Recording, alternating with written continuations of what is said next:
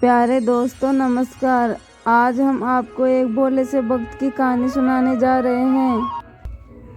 एक गांव में एक भोला नाम का व्यक्ति रहता था। वह अपने नाम की तरह ही भोला और सीधा था। ना तो उसको चालाकी करनी आती थी और ना ही किसी और की चालाकी को समझ पाता था।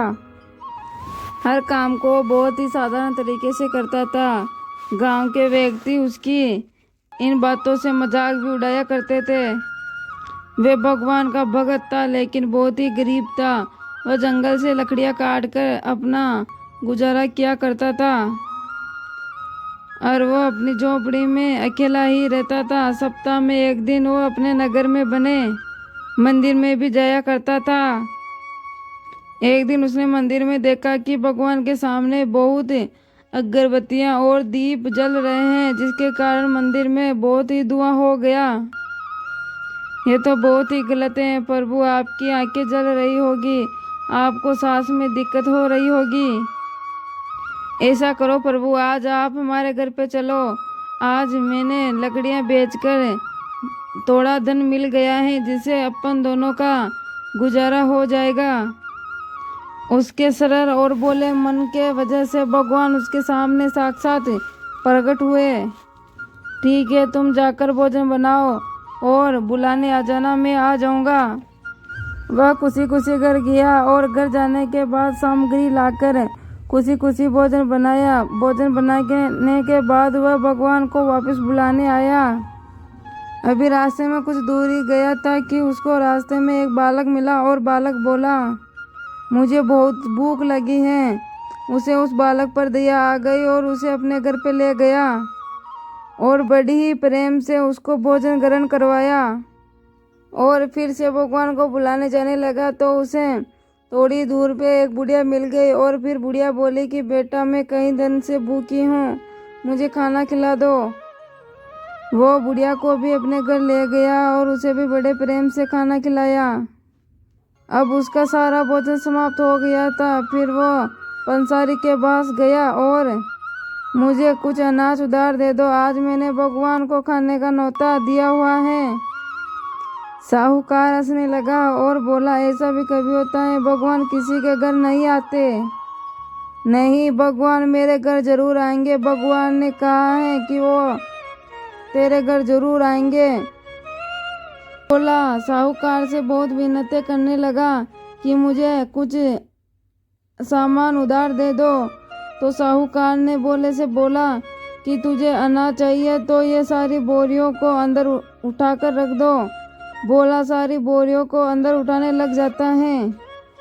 साहूकार ने उसके अंदर रखने के बाद बदले में उसे कुछ अनाज और थोड़े से चावल दे दिए। वो घर आया, चावल और रोटी बनाई और भगवान को बुलाने चला गया। मंदिर के द्वार पे उसे एक बूढ़ा मिला जो बहुत ही भूखा था।